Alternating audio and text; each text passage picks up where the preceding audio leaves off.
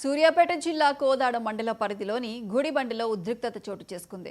మాజీ ఎంపీపీ కవితారెడ్డి తమ స్థలాలను ఆక్రమించారని గ్రామస్తులు ఆందోళనకు దిగారు. కోర్టు స్టే ఆర్డర్ను మాజీ ఎంపీపీ లెక్క చేయడం లేదని మండిపడ్డారు. ఎంపీపీ ఇంటి ఎదుట బైఠాయించిన గ్రామస్తులు తమకు న్యాయం చేయాలని డిమాండ్ చేశారు.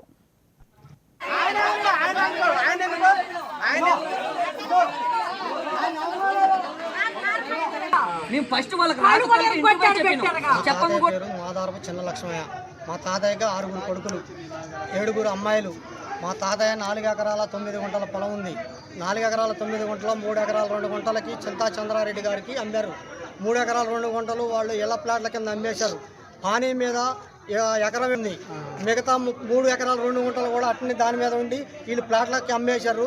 ఆ ఎకరం 7 గుంటలు మాది ఉండటం వల్ల మేము అందరం వెళ్ళా ఉన్నాం. పోయినసారి ఇట్లా గతంలో అధికార పార్టీ ఉన్నప్పుడు దీని మీదకి వచ్చి ల్యాండ్ మీదకి వచ్చి మేము వెళ్ళా ఉంటే గుడిసెలు వేసుకొని మేము అందరం మా ట్రాక్టర్లు మా బరిగొడ్లు మా పిల్ల జల్ల అందరం వెళ్ళా జీవిస్తున్నాం.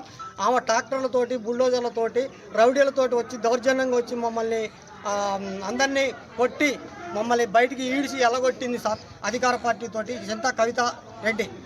ఆమె పోలీస్ స్టేషన్లో 25 రోజులు ఉదయం తెల్లారుజామున స్టేషన్లో 50 మందిని వేసి సాయంత్రం 10 గంటలకి వదిలిపెట్టి ఆ నెల రోజుల్లో లాస్ట్ టైం అధికార పార్టీ అయిపోయే టైంలో బిల్డింగు టీఆర్ఎస్ కార్యాలయం ఇవన్నీ ఏర్పాటు చేసింది సార్. మాకు తెలవకుండా మమ్మల్ని ఈడిచి మొత్తం కొట్టేసింది.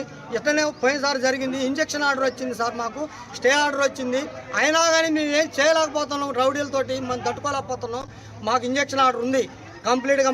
మా తాతయ్య పేరు మించి మా బాబాయ్ పేరు మీదకి ఎక్కించుకున్నాం. మా పట్టా పాస్ పుస్తకాలు వచ్చినాయి. మొత్తం మాకు ధరణిలో ఉంది, భూభారతిలో ఉంది.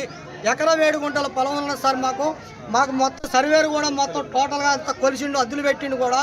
సర్వేరు అద్దులు పెట్టినా కూడా మమ్మల్ని ఇళ్ళకి రావడానికి